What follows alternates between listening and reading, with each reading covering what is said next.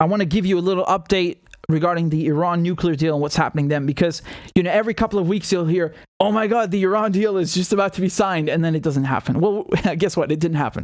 So the Americans and their allies were saying that, lovely, Iran has finally dropped the red line demand, right? Like these prerequisites, that the United States remove the IRGC, the Islamic Revolutionary Guard Corps, from its list of foreign terrorist organizations. I know that sentence is a god-awful mouthful, but my point here is that it's been many weeks since we've heard this line in the media.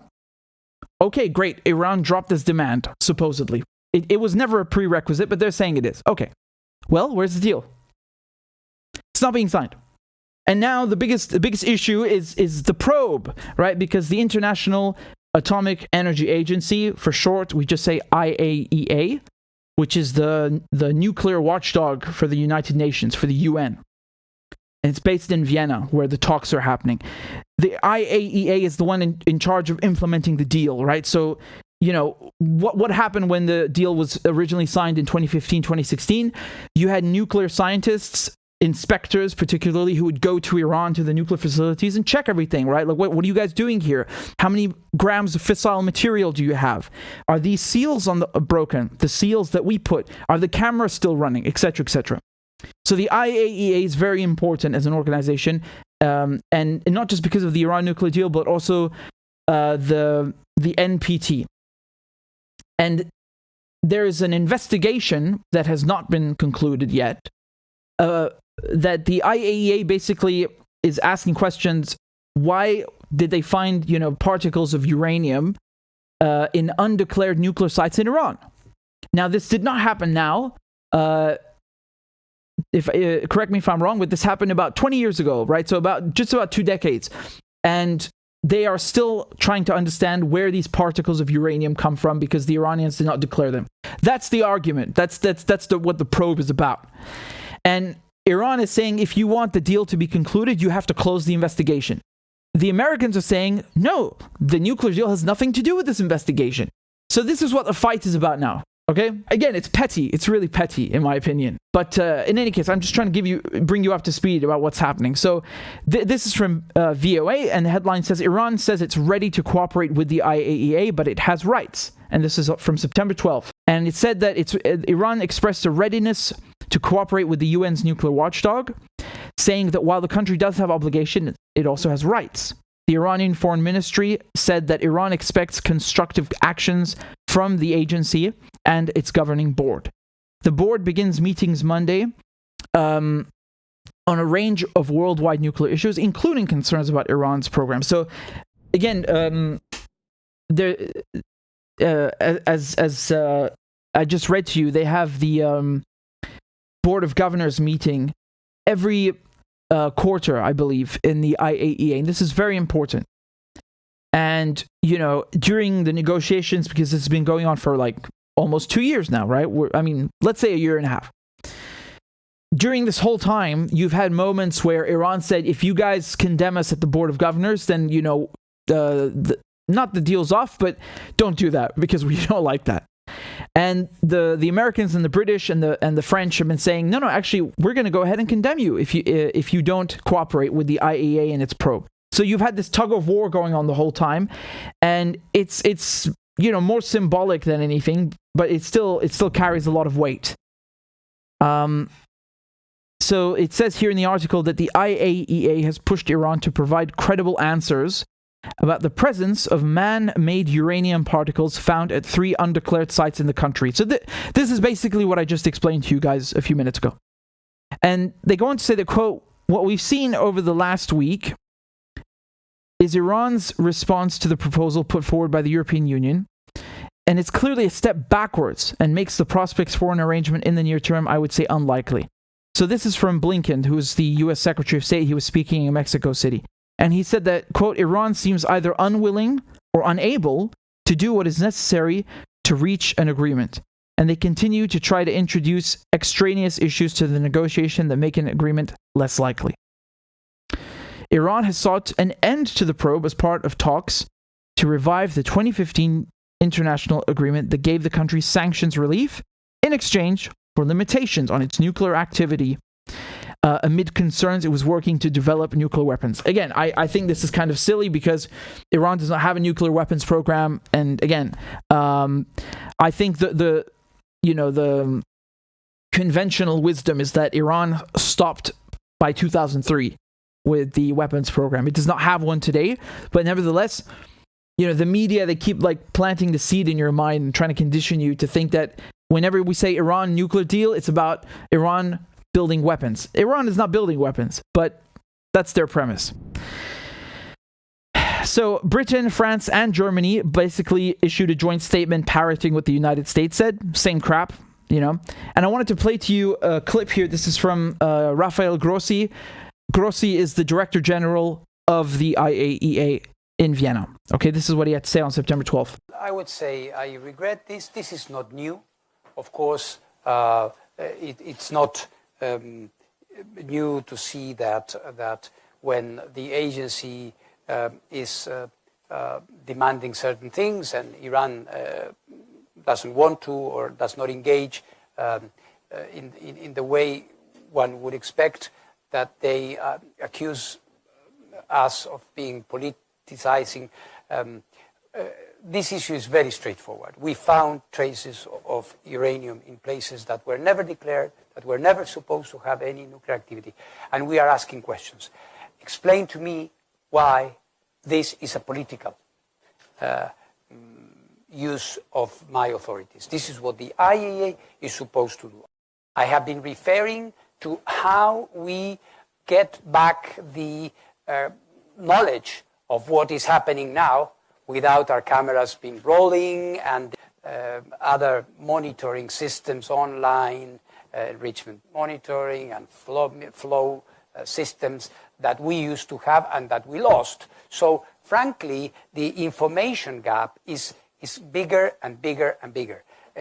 Again, we don't want to sound dramatic, but the reality is that it's going to be extremely difficult, and we will have to work very, very hard, and Iran will have to be very transparent in giving us information, accesses on a number of things, so we can put back together a picture which will be approximate and never exact, because we don't have the images. What he's saying, what he said at the end there, is not related to this probe.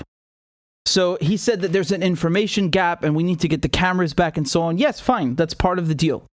The thing is, though, that when the Israelis, the Mossad, which is Israel's intelligence service, they assassinated an Iranian nuclear scientist who was called Mohsen Fakhrizadeh. They killed him in November of 2020. After that, the Iranians responded by saying, you know what, you guys, not just the Israelis, but the Americans as well, you guys are screwing us, you're killing our nuclear scientists, you're sanctioning us, why don't you get back in the nuclear deal? Why, because Trump ripped it up. And so what the Iranians came up with, and they got this passed in the parliament, in the Majlis, as they call it, is that every month, Rafael Grossi, who I just showed you, the Director General, he has to come to Tehran, to the Iranian capital, and renew the black box agreement. So again, I'm going to unpack this for you. I'm trying to explain in as simple terms as possible what I'm talking about. In the Iranian nuclear facilities, they have cameras, right? The IAEA have cameras. Iran said, you guys are not cooperating with the deal, so we're going to stop cooperating with the deal, right? If someone is not holding up their end, why should the other side hold up their end? So the Iranians said, you have 3 months to get back in the nuclear deal and lift the sanctions. And why did they say 3 months? Because they were waiting for Joe Biden to be inaugurated, basically. And that was one of his campaign promises. Obviously, we're in September 2022. The Americans have still not gotten back in the deal. So what ended up happening is the Iranians said, we're going to stop with the additional protocol. That the additional protocol is a chunk of the agreement, shall we say. And it includes the cameras. And so they said, we will keep the cameras on, but you cannot look at the footage until everything is fixed, and then we will hand over the footage. So that's what's been happening. The Iranians are keeping the cameras rolling, but they do not let the IAEA look at the footage anymore. And that's why he's talking about an information gap. This has nothing to do with the probe, man. The probe is something else. Now, you could say the two are related because it's about looking inside the nuclear facilities in Iran. Yes, but this is a very, very specific investigation about 3 sites and man-made uranium particles in those sites. Not about the additional protocol. So I don't know who cut this clip or whether that was like part of the same answer, but those two things are not related. And in my opinion, I gave you the facts. I'm going to give you my opinion now. I think this back and forth about the IAEA probe is kind of petty. I understand the Iranians because we know from WikiLeaks how biased people can be in these organizations. And again, I don't want to level any charges against Mr. Grossi. I'm speaking about the office itself. When you get into a position like that, you're the head of the IAEA or the OPCW, you can be compromised. You can be. I'm not saying he is. I don't know. I'm saying that the Americans are so good and the Israelis are so good at applying pressure on people in order to achieve said results. And what I mean by that is the Iranians, from their point of view, this whole thing is biased and it's basically just meant to screw them. So that's why they don't like this probe. And they're saying that it has to be canceled. And, I think that the issue of the probe is, I don't think it should be related to the deal because, the nuclear deal is basically sanctions relief, and then you have the JCPOA, the NPT, the additional protocol, everything working in sync, and the inspectors have access to the Iranian sites and so on. It's very simple. It's a very simple agreement. The only ones that are making it complicated are the Americans and the Israelis. And the Israelis are very proud of themselves, They're very proud that basically they are succeeding at derailing all of this. And of course, they have many ways of doing this. They either go and bomb someone that they say is connected to Iran, or they kill this and that person. And just to show you, for example, this story over here from Andalu, from Agency, look what they said here. Israel says its campaign against the Iran nuclear deal is successful. So this was published on the 11th of September. So the Israeli Prime Minister, Yair Lapid, on Sunday, termed his country's campaign against signing a deal with Iran over its nuclear program as successful. Israel is conducting a successful diplomatic campaign to stop the nuclear agreement, Lapid said on Twitter before departing to Germany. He, however, said there is still a long way to go. So you see how proud he is of this? He's very proud of that. And remember, Israel is not in this agreement. Israel is not a party or a signatory of this agreement.